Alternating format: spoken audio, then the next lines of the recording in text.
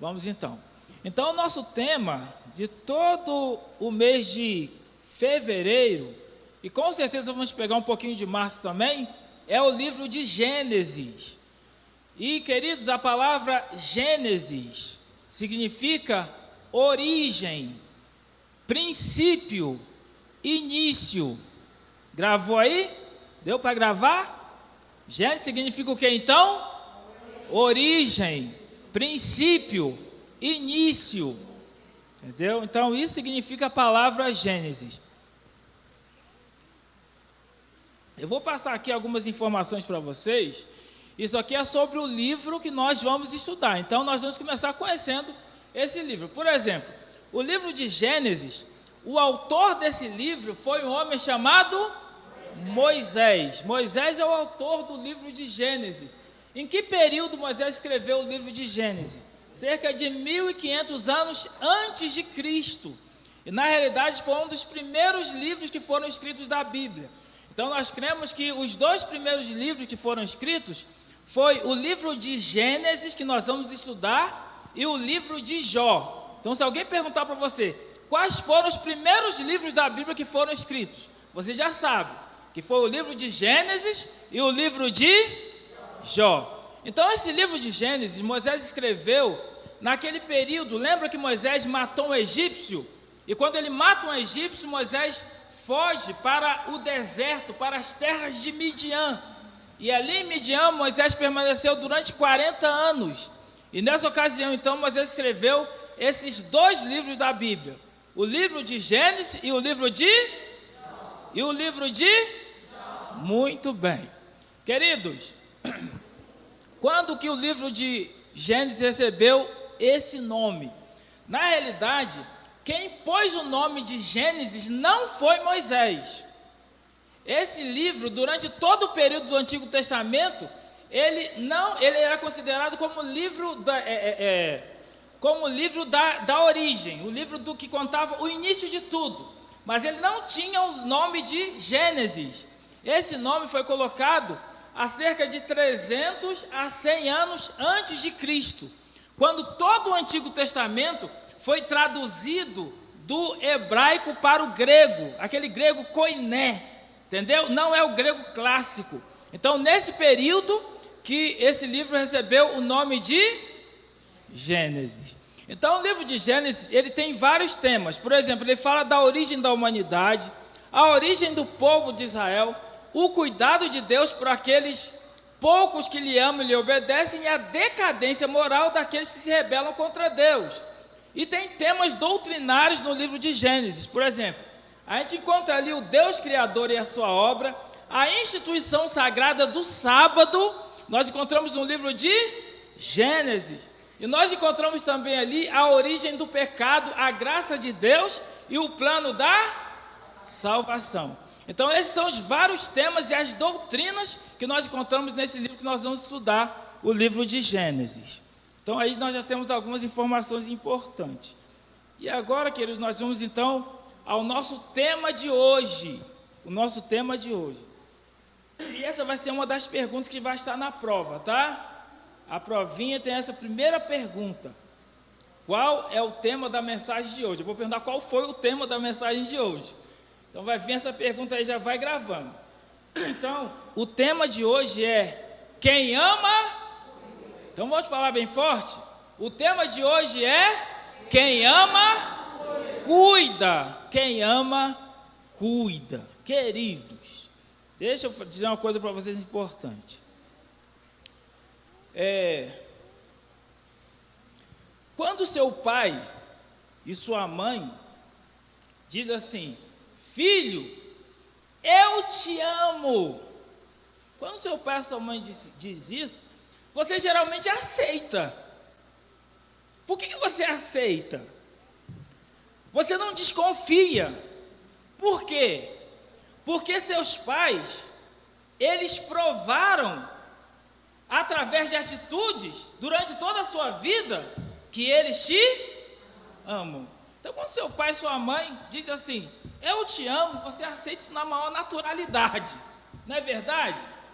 Agora, queridos, quando uma pessoa estranha diz para você assim, eu te amo, você não aceita com muita naturalidade.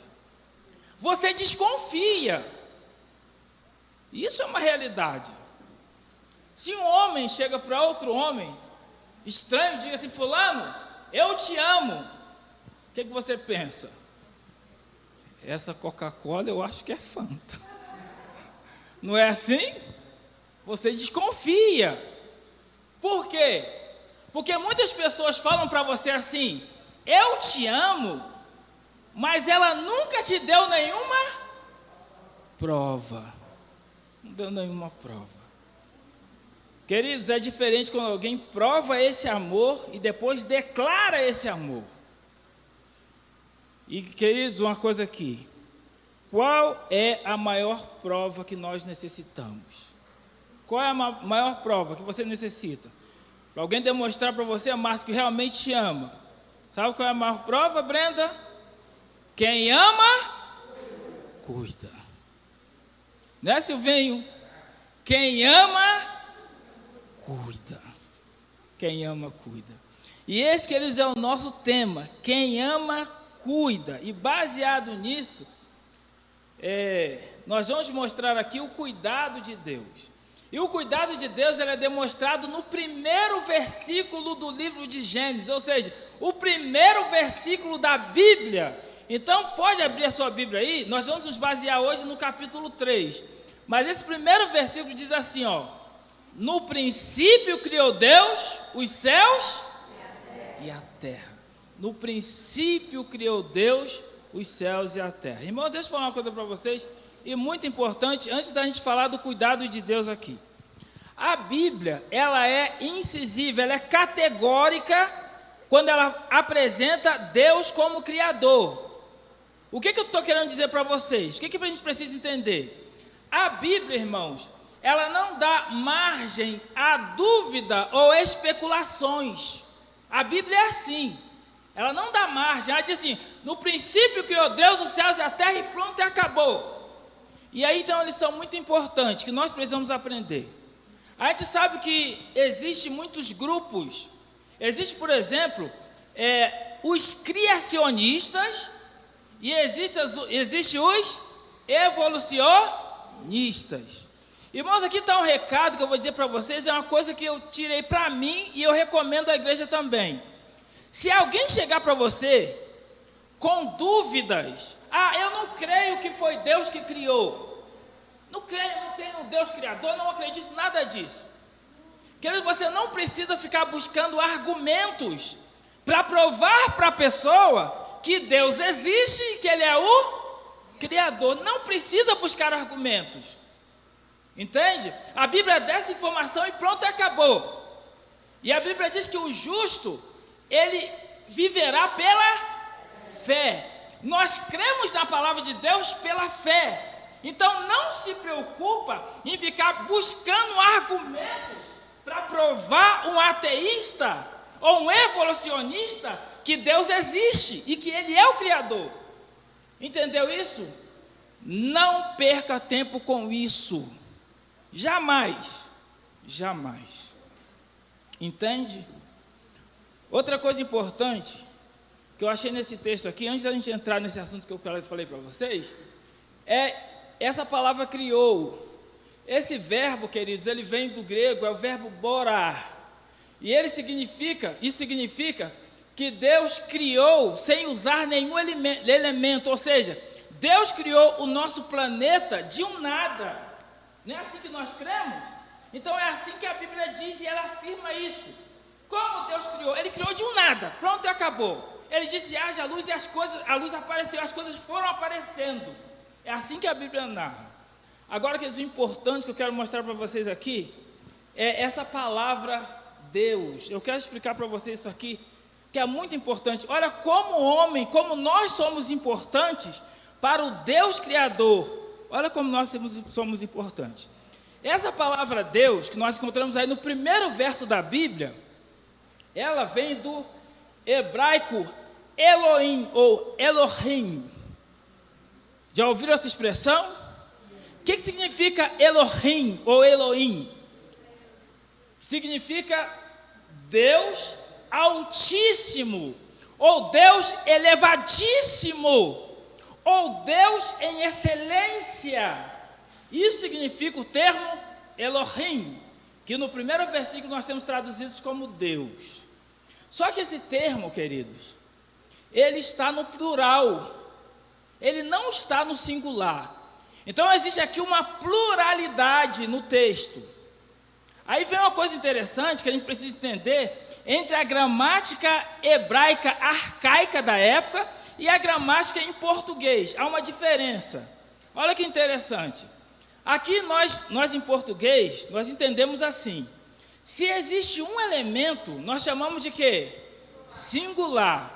Se existe dois ou mais elementos, nós chamamos de quê? Plural, não é assim? Então, para nós, na nossa gramática, dois elementos já é plural. Querido, já em hebraico é diferente. Em hebraico existe singular, existe dual e existe plural. Está entendendo? Então, em hebraico, para ser plural, tem que haver três ou mais. Está entendendo? Isso quer dizer, com esse termo Elohim, que, queridos, na criação estavam presentes quantos seres? 3. Está entendendo? 3. E existem outros versos que provam isso. Quando o Senhor Jesus falou assim: façamos o homem a nossa imagem e a nossa... Isso quer dizer que existiam 3. Quando o homem pecou, e Deus falou assim, ó, ele se tornou como um de nós. Isso quer dizer que haviam 3 pessoas. Eu quero que você entenda que eles são preciosos, que importante. Quando Deus criou esse universo, o Pai deixou o seu trono, Jesus deixou o céu, o Espírito Santo deixou o céu, os 3 vieram aqui para criar você. Não foi apenas Jesus quem estava aqui, mas estava aqui quem? O Pai. E também quem? O Espírito Santo. Na hora de falar haja luz, os 3 falaram haja luz e houve. Na hora de dizer haja firmamento, os 3 falaram e o firmamento apareceu. Na hora de criar o homem, os 3 estavam ali formando o boneco de barro. Os 3 estavam ali. E quando o homem pecou, os 3 estavam ali. Ou seja, Deus deixou o seu trono, tudo no céu, para estar aqui e criar você. Porque você se tornou a coisa mais importante para quem? Para quem, irmãos? Para quem? Então entenda isso. Eu sou, você é a coisa mais importante para Deus. A ponto dos 3 estarem aqui. Irmão, se isso não te comove, o que vai te comover? O que vai te comover? Queridos, vamos continuar aqui. O texto bíblico diz que quem ama, cuida. Então nós entendemos, quem ama dá casa. Quem ama dá casa. E a primeira coisa que Deus fez, Brenda, para nós foi uma casa. E não foi qualquer casa não, irmãos. Não foi qualquer casa. A Bíblia diz que Deus fez um jardim chamado Jardim do Éden. O que significa a palavra Éden? Pergunta de prova. Pergunta de prova. O que significa a palavra Éden? Delícias. Isso quer dizer, Elaine, que Deus fez para o ser humano um lugar delicioso, um lugar prazeroso. Porque quem ama dá casa, queridos. Se alguém fala para você assim, Brenda, eu te amo, e não dá uma casa para você, não ama. Entendeu? É para todo mundo. Às vezes a pessoa, claro, não tem condições. A Andressa vai até me pegar aqui. Porque querido, nós estamos casados há 8 anos. Há 10 anos. Não, pula essa parte. Nós estamos casados há 10 anos. E, queridos, agora que nós conseguimos adquirir uma casa. Mas foi por falta de condição, não foi falta de querer dar uma casa, entendeu? Se me sair bem aí? Amém. Queridos, quem ama da casa, e Deus preparou um lugar delicioso. Outra coisa, quem ama da comida, irmãos. Quem ama da comida. E olha o que Deus deu para Adão e Eva. Eu peguei uma comparação. Vocês lembram dessa cena aí? Dos espias. Lembram dos espias? Esse evento, queridos, aconteceu há quase 2000 anos depois que o mundo havia criado. E vocês lembram que Moisés mandou os espias e falou assim: olha, quando vocês voltarem de lá, vocês tragam o que para mim? Um cacho de... Ele pediu um cacho de uva. E foi necessário quantos homens para trazer um cacho de uva? Já pensou, Brenda? Já pensou, Márcio? 2 homens para carregar um cacho de uva. Aquele Jamile pode pegar um cacho de uva sozinha, com um dedinho. Você também não consegue? Mas olha só o que a Bíblia diz: 2 homens. Aí eu queria que você entendesse uma coisa. Há quase 2000 anos atrás, 2000 anos depois da criação, olha o tamanho do cacho de uva. Agora imagina lá no Éden. Já pensou? Acho que um homem não ia conseguir pegar uma uva. Ia precisar de ajuda. E, queridos, existem muitas frutas que Deus pôs ali, muitos frutos que entraram em extinção, que nós não temos mais. Talvez nós vamos saborear, ou talvez vamos saborear disso lá no céu. E você vai ficar dizendo assim: que fruta é essa? Aí Deus vai falar: essa fruta aí tinha lá no jardim do Éden, mas foi extinta. Imagina, queridos, tanta coisa maravilhosa, porque quem ama dá. Quem ama dá o quê? Comida. Quem ama dá comida. E outra coisa, queridos, quem ama dá carinho. Olha o que Deus fez. Quando Deus formou o homem, a Bíblia diz que Deus fez o quê? Deus não disse haja homem. Mas o que ele fez, irmão Medeiros? Ele formou o homem com as suas próprias... Imagina, Márcio. Ele fez o boneco de barro. E outra coisa, ele soprou nas narinas. Agora para pensar. E aí, Renê? Você tem coragem de soprar no nariz de alguém? Tem? É complicado, não é? Já pensou, Gilmar? Tem que soprar. Nem da sua esposa não tem coragem de soprar no nariz dela. Você já soprou no nariz dela alguma vez? E nunca vai soprar e nem pensou nisso. Querido, se precisar tu sopra. Queridos, Deus soprou no nariz do homem. Deus tocou no homem. Entende? Então quem ama dá carinho. Pouca gente está falando, tá? E outra, quem ama, queridos, compartilha e respeita. Deus chegou para Adão, depois dos animais criados, Deus pediu para Adão fazer o quê? Dar o quê? Dar nome aos animais. Deus não podia fazer isso, mas Deus compartilha com o homem. Deus respeitou o desejo do homem. Olha que coisa. Aí Adão olhou lá, me ajudem aí. Aí Adão viu lá um bicho que estava pulando de galho em galho. E Adão pensou: esse bicho é muito engraçado. Eu vou chamar ele de quê? Macaco. Aí depois ele foi olhando lá e viu um bicho que tinha uma juba grande, que dava até para pentear o cabelo daquele bicho. Um bicho grandão que fazia uau. Aí ele chegou e falou: esse bicho aí, acho que sei não. Eu vou chamar ele de leão. Aí ele viu lá outro bicho, queridos, lá pesadão na água. E ele falou: mas que bicho pesado na água? Que coisa é essa? Ficava um tempão na água. Entendeu? Não lembra não? Não pode falar esse nome não, Silvinho, tá certo. Mas sem Silvinho ouvir, qual era o nome do bicho? Não falo o nome desse bicho, eu esqueci dessa parte. Queridos, Deus respeitou e o nome que Adão colocou, Deus compartilhou. Outra coisa, quem ama, queridos, quer estar perto, não é? Por isso que Deus criou um dia especial, que foi o dia de sábado. Algumas pessoas podem perguntar para você: por que Deus criou o sábado? Deus criou o sábado porque Ele queria passar um dia com Adão. Por isso que Deus criou o sábado. Entendeu isso aí? Outra coisa, queridos, importante: quem ama dá liberdade. Viu, Adão? Quem ama dá liberdade.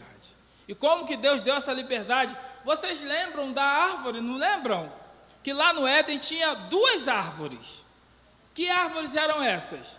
Uma era a árvore da vida. Já ouviram falar isso? Quem já ouviu falar? Muito bem, tinha a árvore da vida. E tinha também a árvore da ciência. Por que Deus pôs essa árvore lá, gente?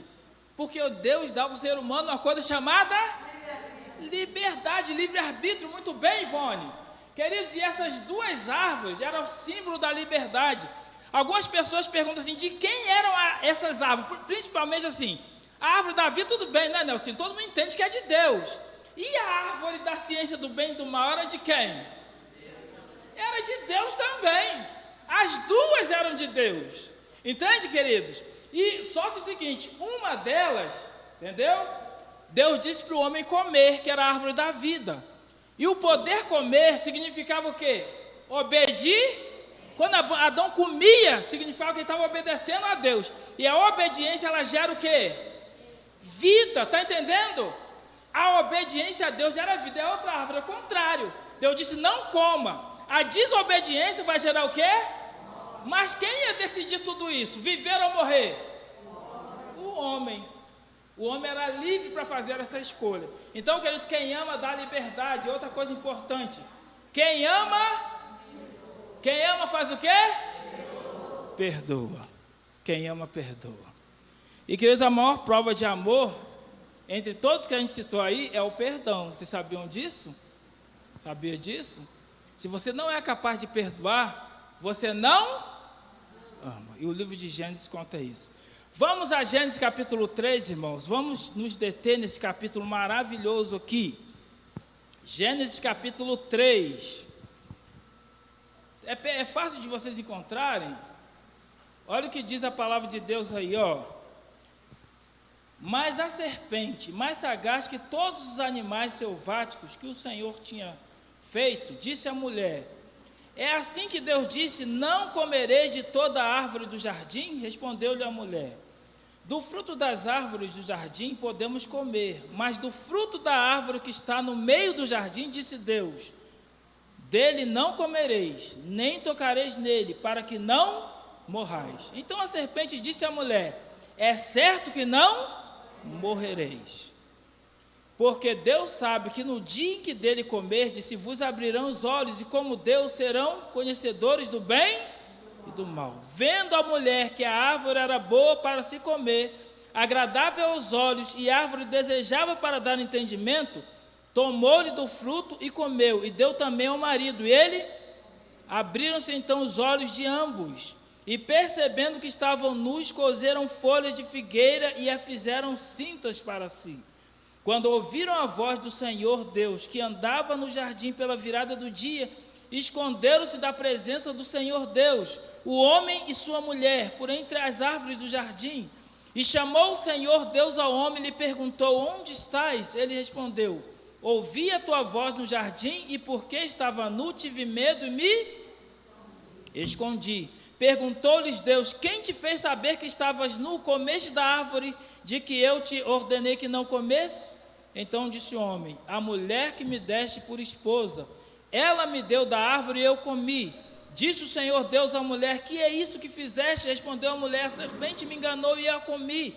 Então o Senhor Deus disse à serpente: visto que isto fizeste, maldita és entre todos os animais domésticos, e o és dentre todos os animais selváticos. Rastejarás sobre o teu ventre, e comerás pó todos os dias da tua vida.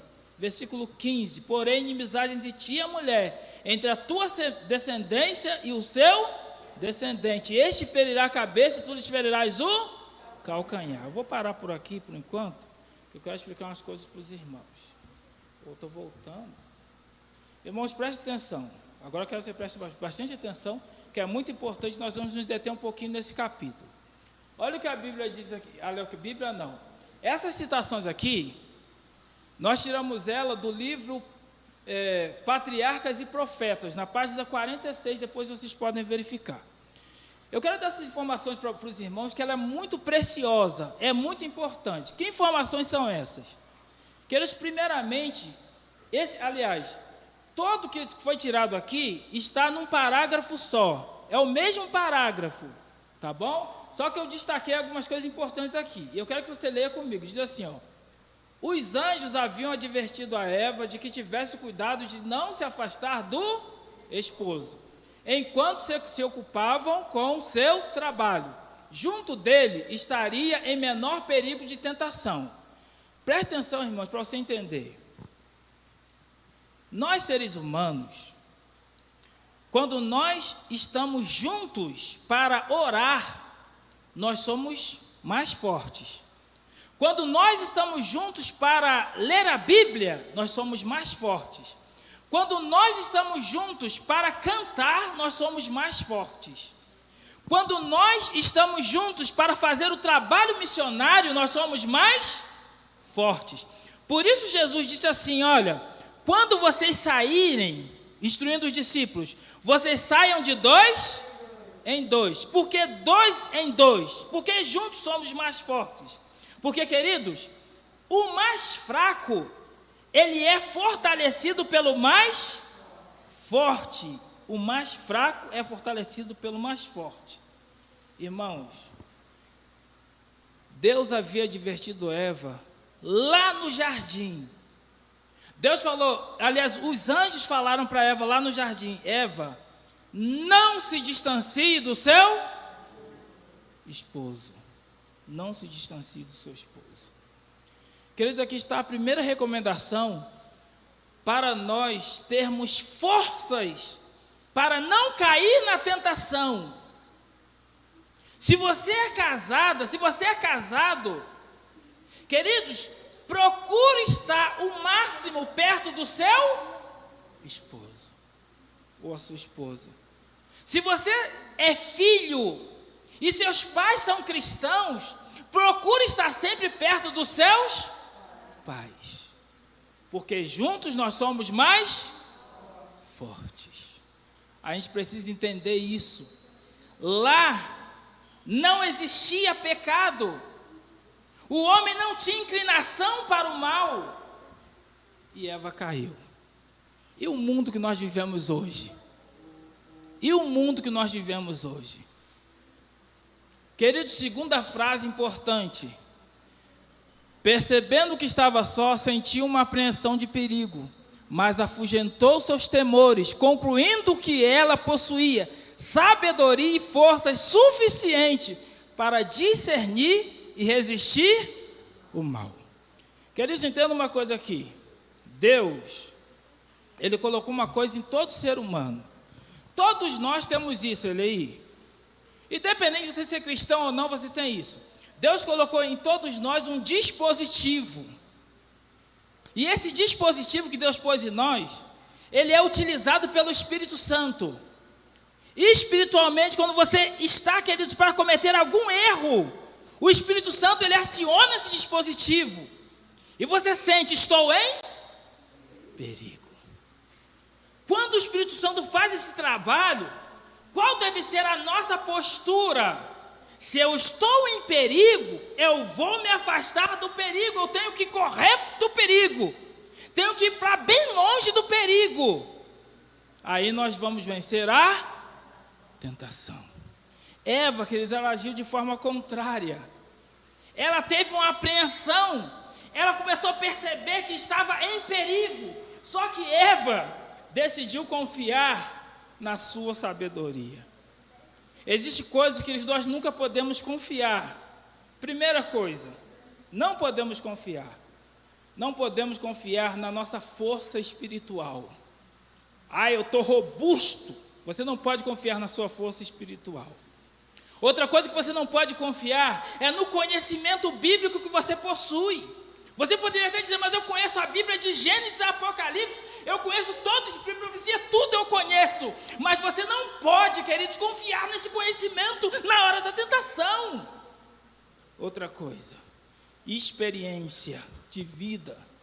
Tem pessoas que pensam assim, mas eu tenho uma experiência cristã muito longa. Eu já passei por muitas coisas, então eu tenho experiência de vida. Não creia, não confie na sua experiência de vida. Se você se encontrar em perigo, perceber que está em perigo, você tem que fugir. Queridos, Eva caiu. Eva caiu. E a terceira frase, esquecida do aviso, logo se achou a contemplar o fruto que era muito belo. Olha o que Eva fez. Queridos, o inimigo, ele encontrou ali uma ocasião para a tentação. O inimigo estava ali rondando o tempo todo, esperando o momento para atacar. E, queridos, chegou o momento que a Bíblia diz, como o texto que nós lemos ali, que Eva começou a se aproximar e ela começou a contemplar o fruto. E o fruto era muito belo. Queridos, o pecado, ele não se limita a uma ação isolada. Nunca defina pecado como uma ação isolada. Queridos, o pecado é um processo. Até você chegar à ação, você já passou por muita coisa. E a primeira coisa é a contemplação. Quando a pessoa cai, ela já está contemplando o pecado. Ela já está namorando o pecado há muito tempo. Uma pessoa quando adultera, não pensa você que encontrou aquela mulher e está adulterando naquele momento, não. A pessoa já está pensando nisso há muito tempo. Há muito tempo. Porque o pecado começa na contemplação. E se você estiver, queridos, por algum motivo, contemplando o pecado, pare de contemplar. Pare de namorar o pecado. Porque o inimigo vai encontrar ocasião para levar você à queda. Se existe alguma mulher que te atrai, você é casado, fuja dessa mulher, para de contemplar. Pare, queridos, porque o pecado começa na contemplação. E foi aí que o inimigo encontrou ocasião para levar Eva ao pecado. E eu quero mostrar uma coisa interessante, queridos, gravem isso, principalmente os jovens. Em que se baseava a tentação de Satanás? Preste atenção que coisa interessante. A tentação que ele se baseava na ideia de crescimento, evolução. Quando Deus criou o homem e a mulher, a Bíblia diz que Deus chegou para Adão e Eva e disse assim, olha, crescei e multiplicai. Queridos, o fato do homem querer crescer, isso não nasce no coração do homem. Essa ideia nasceu no coração de Deus. Deus deseja que você cresça. E Deus transmitiu isso para o homem. E nós queremos crescer, nós temos alvos a alcançar. Isso é importante. Só que a gente tem que ter um certo cuidado. Porque Deus falou assim para Adão e Eva, crescer e multiplicai. Mas Deus, queridos, ele vinha todas as tardinhas para conversar com Adão e Eva. Deus instruía Adão e Eva todo dia. E a Bíblia diz que além de Deus vir todo dia, Deus também vinha do sábado. Deus passava o sábado todo com Adão e Eva. Então o crescimento era baseado em quê? Era baseado, queridos, no relacionamento. O crescimento era baseado na intimidade com Deus. O crescimento, queridos, ele era baseado na obediência a Deus. Então o crescimento vinha como consequências desse relacionamento. Agora o inimigo, quando ele apresenta a tentação, ele motiva a Eva também a crescer, mas crescer de forma isolada, não tendo relacionamento com o Criador. E esse crescimento que não se baseia no relacionamento com Deus, isso aí, queridos, eu posso chamar de um crescimento desordenado. Desordenado. Então, muito cuidado com a ideia de crescimento. Porque o crescimento verdadeiro, ele só existe se você tiver um relacionamento com quem? Deus. Com Deus. Entenda isso, queridos. Outra coisa importante aqui, que eu quero mostrar para vocês, queridos. A mentira de Satanás. Preste atenção para você entender. A primeira mentira que Satanás pegou, ele mentiu de forma indireta. Por que eu falo de forma indireta? Porque Satanás, queridos, ele fez uma pergunta. Ele não fez uma afirmação. Ele perguntou assim, Deus falou que vocês não podem comer nenhum fruto daqui do jardim? Ele fez uma pergunta. Então ele mentiu de forma indireta. E a intenção de Satanás, o objetivo dele era chamar a atenção. Porque ele percebeu que Eva estava contemplando o fruto. Então, como ele chama a atenção? Eva vê uma serpente falando. Tenta imaginar, se você passa por aí e você vê um animal falando, você vai ficar doidinho, ou você vai correr dele, ou você vai em direção a ele. Aqueles um animal falando, uma serpente falando, nenhuma serpente no jardim falava e aquela ali falava. E Eva, aqueles foi se aproximando.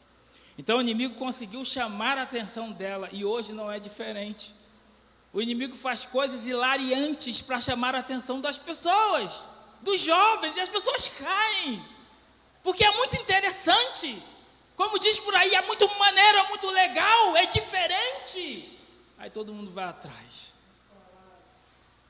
Muito bem.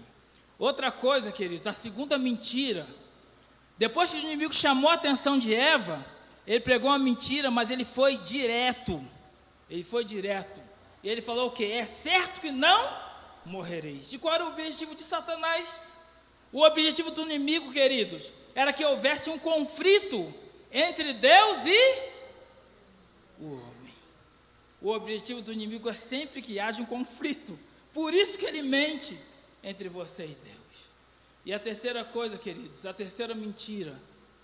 Satanás, então, queridos, na terceira mentira, ele mistura a verdade com a mentira. Satanás esconde a mentira dentro da verdade, ele usa a imagem. Olha o que Satanás fala para Eva. Olha o que Satanás fala para Eva. Eva, na verdade, Deus sabe que se você comer do fruto, você vai ser como ele, conhecedora do bem. Eu quero fazer uma pergunta para você analisar. A frase de Satanás era verdade ou mentira?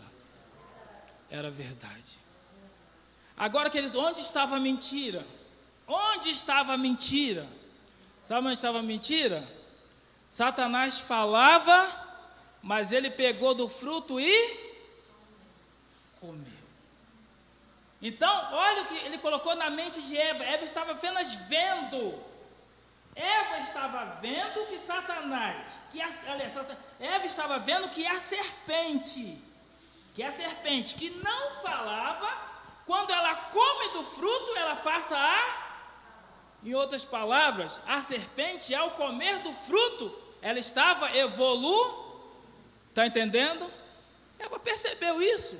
Aí Eva, então, já tinha questionado, agora, peraí, Deus falou que eu vou morrer. Primeiro, a serpente come do fruto, toca no fruto e não está morrendo. Ela, na verdade, está evoluindo.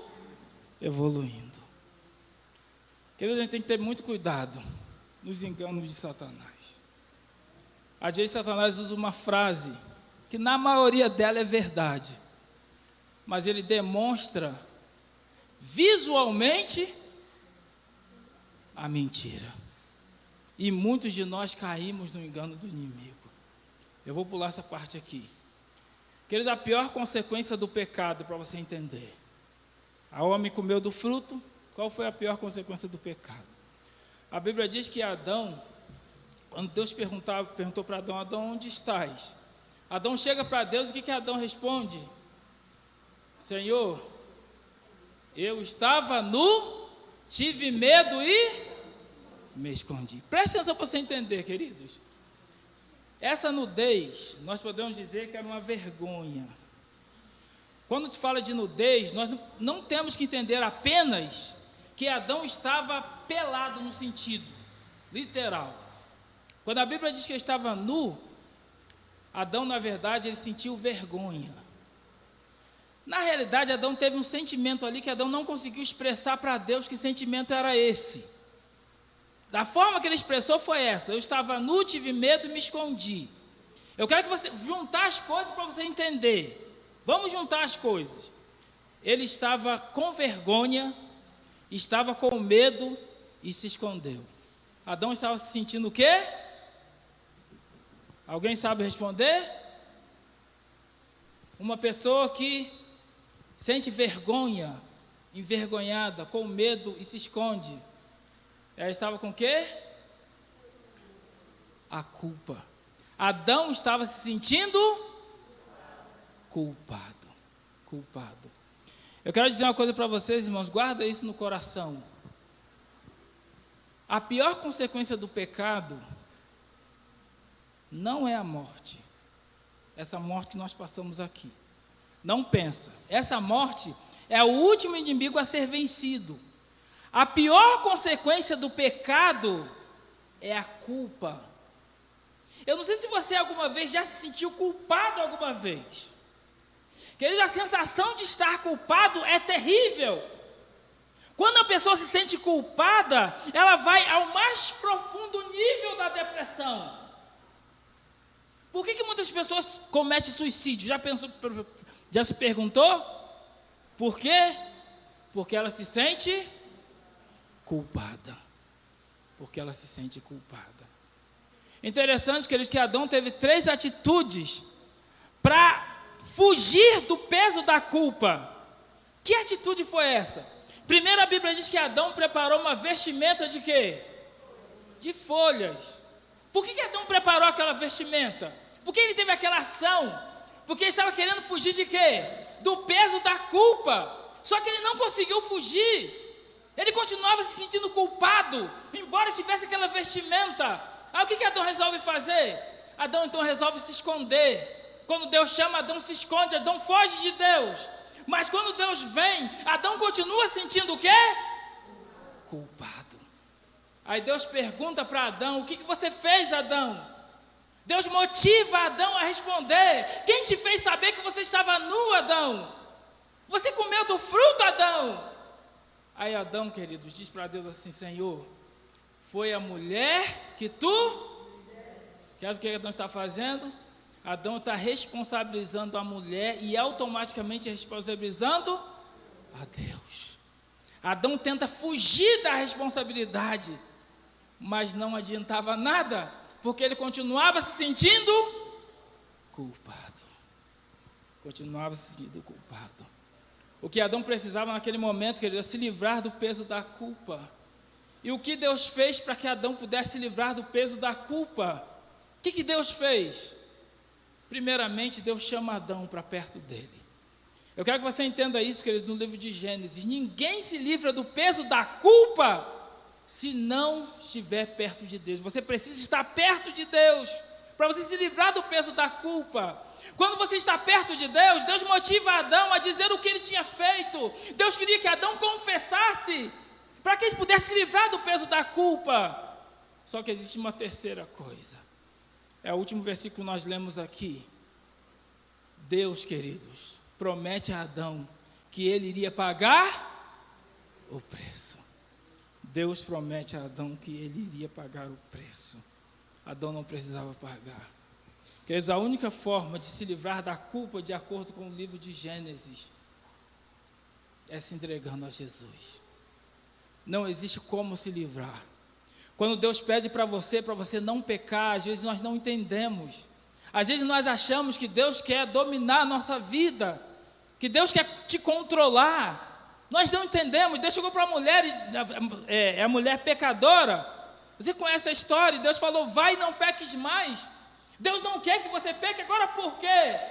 Porque Deus sabe que embora o pecado seja aparentemente muito gostoso, aparentemente maravilhoso, porque o pecado não é ruim. Não é ruim em si. Se você disser que o pecado é ruim, você vai estar mentindo. Porque o pecado é gostoso. Mas o peso da culpa que é o problema. Aí que é o problema. Queridos, Deus prometeu que ele ia pagar o preço. Eu quero mostrar uma coisa para você aqui, antes da gente terminar, que isso é muito importante.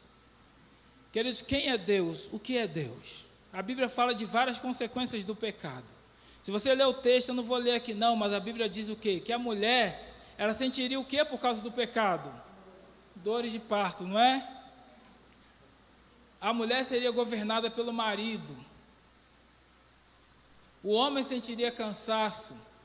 E depois ele voltaria ao pó. Não é isso que diz a Bíblia? Eu quero dizer uma coisa para você, você vai se surpreender com o que eu vou dizer para você agora. Vai se surpreender.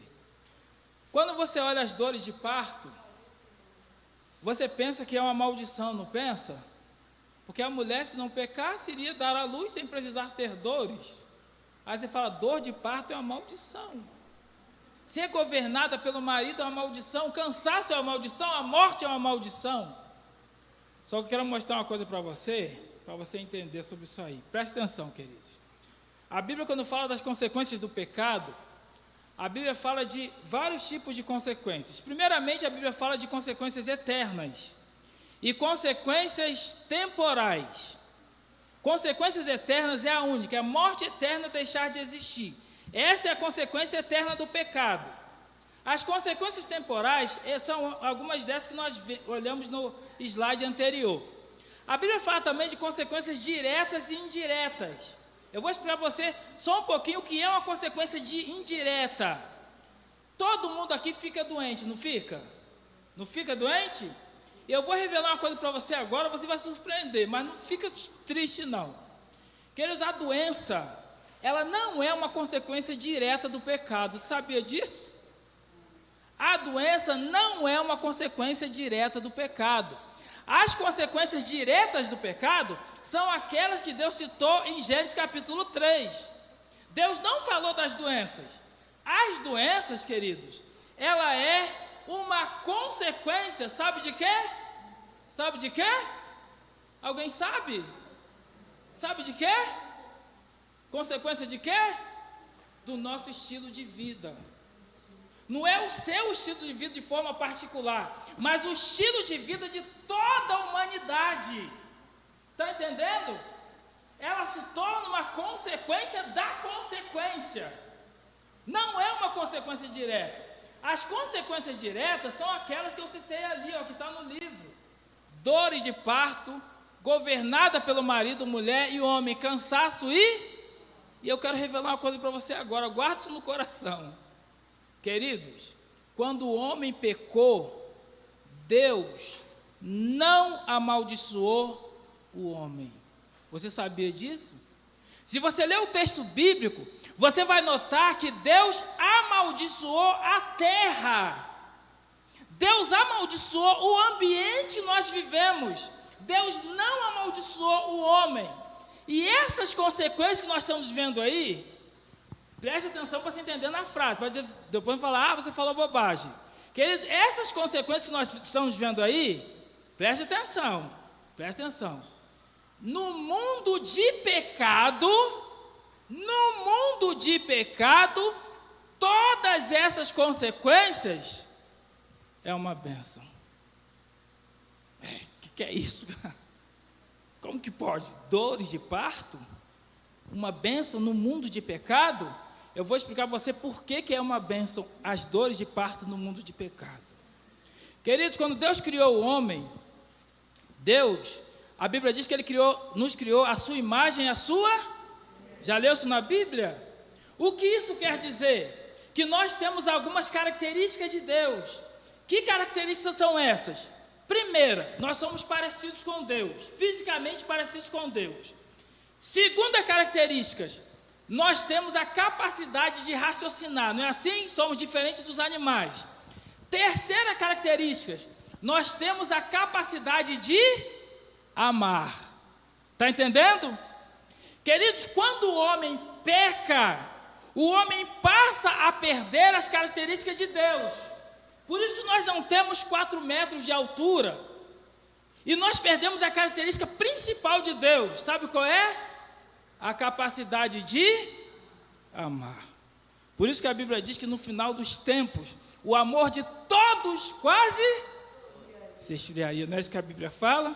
Por que se esfriaria? Porque o pecado iria se proliferar muito mais. E o amor então iria se esfriar. Eu vou falar uma coisa para vocês, mulheres. Dores de parto. Sabe por que as mulheres, elas amam mais os filhos, se apegam mais aos filhos do que os pais? Sabe por quê? Por causa da dor de parto. Por causa do sofrimento. Você que é mulher e já teve filho, algum dia você esqueceu da dor que você sentiu? para nascer seu filho?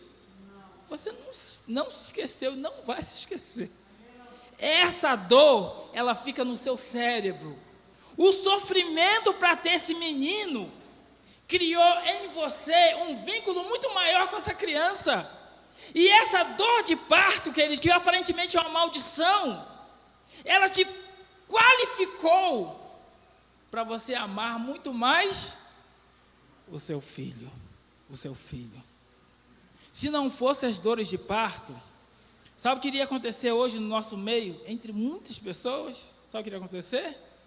Você já ouviu reportagem de mães que colocam crianças no lixo? Queridos, hoje, muito maior seria encontrar crianças no lixo. Porque nós, seres humanos, nós só aprendemos a amar quando nós sofremos para obter aquela coisa preciosa. A dor de parto que você reclama tanto, que você chora tanto, no mundo de pecado, ela é uma bênção. Ela te ajuda a amar muito mais o seu filho. Outro, governada pelo marido. Nesse mundo de pecado, a mulher ser governada pelo marido é uma bênção? É uma bênção. Queridos, o pecado, ele não fez só separação entre Deus e o homem. O pecado, ele fez separação entre nós, seres humanos. Não existe no mundo de pecado uma harmonia perfeita entre homem e mulher, entre seres humanos. Nenhum. Não existe essa harmonia. Não existe. Não pensa você que existe, porque não existe. Então, querido, quando você se casa com alguém, infelizmente, tem que dar a última palavra. Isso é verdade, para que haja harmonia no lar. Se os dois, homem e mulher, tiverem no mesmo nível, como era antes do pecado, no mundo de pecado, se os dois estiverem no mesmo nível,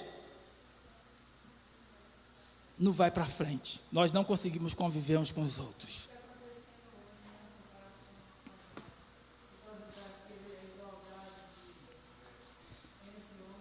Exatamente. E outra coisa, queridos, cansaço. O cansaço é uma bênção no mundo de pecado? É uma bênção. Imagina você, um homem, totalmente dominado pelo pecado que não se cansa. Tenta imaginar se vir um homem dominado pelo mal e que não se cansa. Está entendendo? O que seria esse mundo? Aí vem o último ali, a morte. Mas nesse mundo de pecado, a morte é uma bênção? Queridos, tente imaginar uma pessoa sofrendo a vida. Imagina se Adão tivesse ainda no nosso meio. Está entendendo? Então, queridos, nesse mundo de pecado, o que Deus determinou não foi maldição, foi uma bênção. Sabe o que eu quero que você entenda com tudo isso? Deus nos amou quando estávamos certos, quando Adão e Eva tinham acertado. E Deus amou muito mais quando eles tinham errado. Esse é o nosso Deus. Esse é o nosso Deus. Esse é o nosso Deus. E para terminar, querido, eu quero dizer uma coisa para você muito importante. Muito importante. Quando Deus apresentou as consequências do pecado, Deus seguiu uma linha. Primeiramente, Deus falou das consequências espirituais do pecado. Primeiro, Deus solucionou as consequências espirituais do pecado. Depois, quando Deus falou das consequências espirituais, que é a culpa, aí Deus falou do último texto, da consequência física do pecado. Eu não vou ler o texto não, mas a Bíblia diz que Deus fez para o homem uma vestimenta de peles. Você já viu pelo de cordeiro, já viu isso? Já leu isso na Bíblia? Deus então estava solucionando a consequência física do pecado. Mas primeiramente Deus se preocupou com a consequência espiritual do pecado. Porque, queridos, o que nos destrói é a consequência espiritual. E o que nós precisamos aprender com isso? Nós precisamos aprender a nos preocupar muito mais com a nossa condição espiritual neste mundo do pecado, do que com as nossas condições físicas nesse mundo do pecado. Porque, queridos, para estar na eternidade, todos nós queremos estar lá. Só que nós precisamos, queridos, aprender. Nós precisamos nos livrar do peso da culpa. Do peso da culpa. Queridos, que Deus te abençoe. Que Deus te guarde hoje e sempre. Ao você olhar para esse Deus, não olhe esse Deus como um Deus que castigou o ser humano por causa do pecado. O livro de Gênesis mostra um Deus que amou muito mais o homem por causa do pecado. Vamos ouvir um louvor que Renê vai estar cantando. Enquanto você estiver ouvindo esse louvor, você possa estar fazendo uma reflexão sobre o que Deus representa para você hoje e o que Ele precisa representar para você neste momento, em nome de Jesus.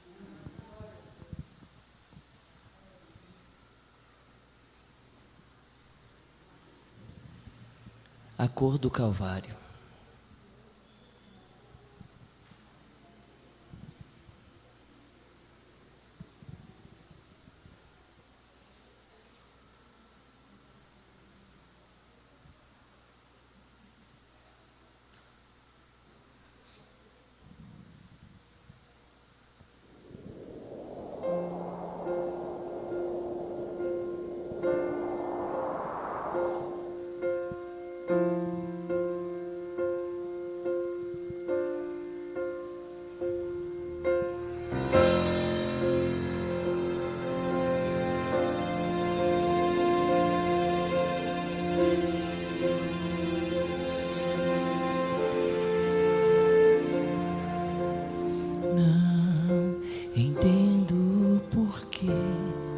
De tamanha humilhação, porque põe em seus ombros esta cruz.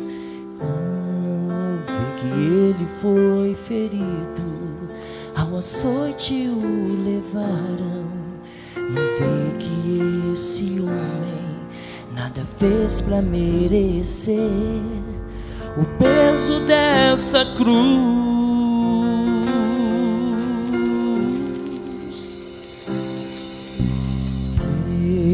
O seu corpo ensanguentado, o arte inerte segue a sina, levado sobre vil acusação.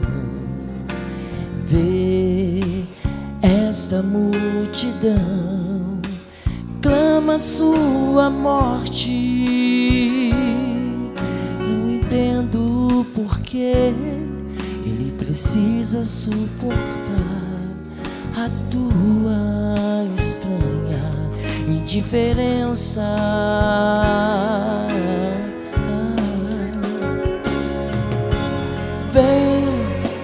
Vem ver a cena, a cor do Calvário. Vem ver a dor que teu Cristo suportou, sem nada lhe pedir. Ele se entregou.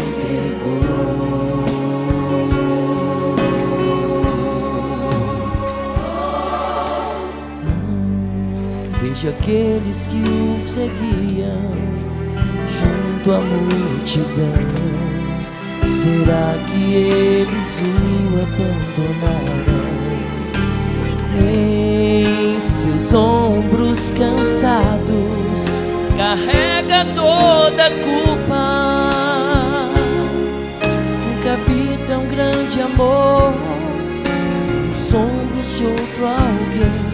Pouco a pouco começo a entender.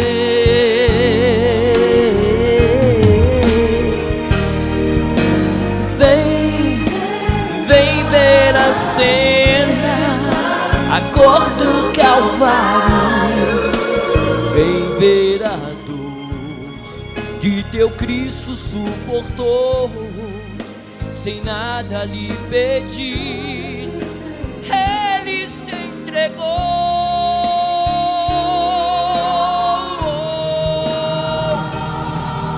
Chegando ao monte do Calvário, contemplei a cena, jamais eu irei esquecer. Vi meu Cristo abrindo os braços, ser jogado no madeiro, se dando pra morrer. Ali eu posso ver a minha culpa, posso ver que foi o meu pecado, a cruz que ele carregou, em seus ombros coloquei. Fui eu quem o feri, fui eu quem o preguei, o abandonei.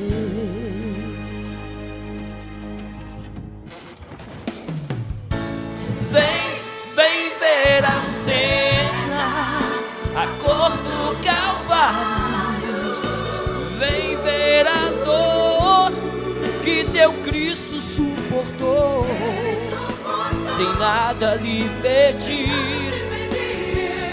ele se entregou.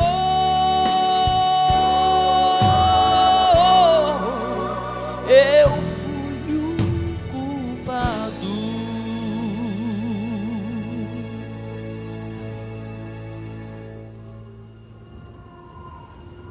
Senhor Deus, que nós possamos, ó Deus, ao entender a nossa culpa, que nós possamos ir até o Senhor. Nos ajude, ó Pai, a sair dos esconderijos da vida. Nos ajude, ó Pai, a confessar os nossos pecados. Nos ajude a confiar no Teu sacrifício. Senhor Deus, nós acabamos de estudar um pouquinho o livro de Gênesis, os primeiros capítulos do livro de Gênesis. Entendemos, ó Deus, que o Senhor é um Deus que está sempre disposto a nos perdoar. O Senhor é um Deus que está sempre disposto a nos restaurar. O Senhor é um Deus que não pagou, o Senhor é um Deus que pagou o preço, que nos livrou da pior condenação do pecado.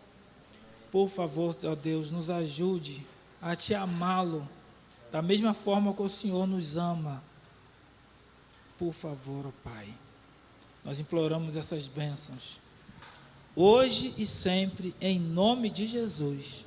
Amém, Senhor. Amém. Amém. Queridos desbravadores, eu vou passar um negocinho para vocês, tá? Uma boa noite a todos, que Deus possa abençoar cada um de vocês. Obrigado pela presença de cada um aqui. Estaremos juntos aqui no próximo domingo, estudando sobre Caim e Abel. Vamos estudar sobre a oferta dos dois, é o nosso tema, e vamos entrar um pouquinho na história do dilúvio. Que Deus possa abençoar poderosamente cada um de vocês aqui.